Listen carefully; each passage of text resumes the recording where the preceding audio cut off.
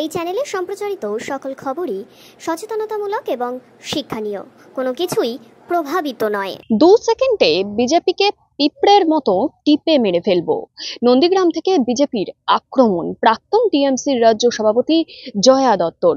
শুভেন্দু নেংটি ইঁদুর। বিজেপির পাশাপাশি বিরোধী দলনেতাকে আক্রমণও করেছেন এহেন ভাষায় জয়া দত্ত। ভূমি উচ্ছেদ প্রতিরোধ কমিটির ও তৃণমূল কংগ্রেসের ডাকে নন্দীগ্রামের ভূতা মোড়ে বর্ষতা বিরোধী আন্দোলনের বর্ষপূর্তি উদযাপনে উপস্থিত ছিলেন প্রাক্তন টিএমসি রাজ্য সভাপতি জয়া দত্ত। সেখান থেকেই কিন্তু তিনি একাধিক ভাষায় বিজেপিকে বিঁধলেন।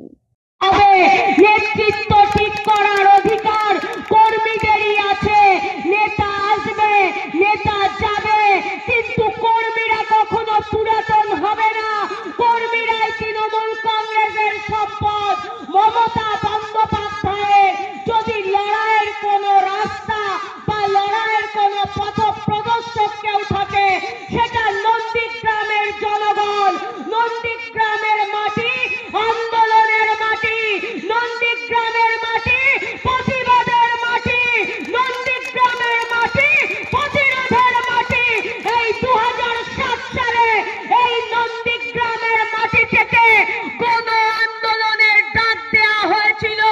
34 বছরের সিপিএম সরকারের লাল চক্ষুকে উপেক্ষা করে এই নন্দীগ্রামের মা ভাই বোনেরা তারা রুখে দাঁড়িয়েছিল সিপিএম এর বিরুদ্ধে।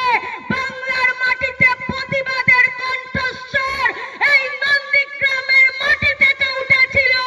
তাহলে নন্দীগ্রামের মানুষ যদি 34 বছরে সিপিএম এর অপশাসনকে ধ্বংস করতে পারে, তাহলে দুদিনের নেংটি ইঁদুর শুভেন্দু অধিকারীকে বুঝে নিতে আর সময় লাগবে না।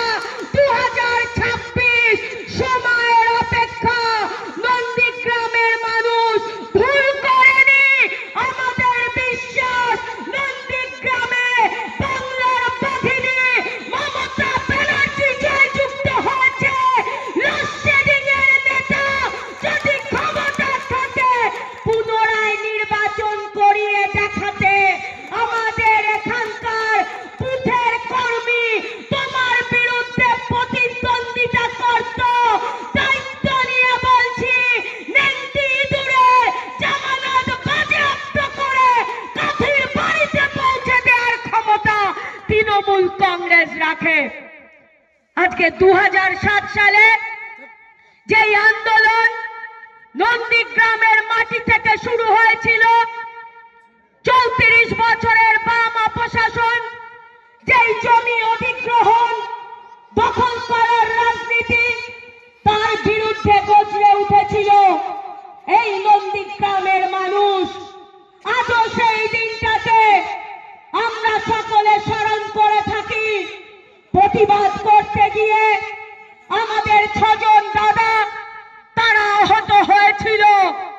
তাই বলে কিন্তু তারা কখনো তাদের আন্দোলন থেকে বিতাড়িত হয়নি, তারা পিছুপা হয়নি।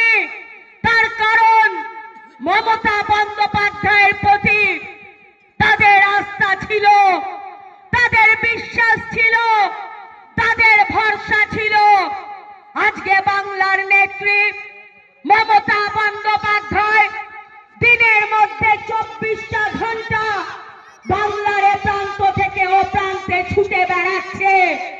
মমতা বন্দ্যোপাধ্যায়ের পরিবার পরিজন বলতে এই বাংলা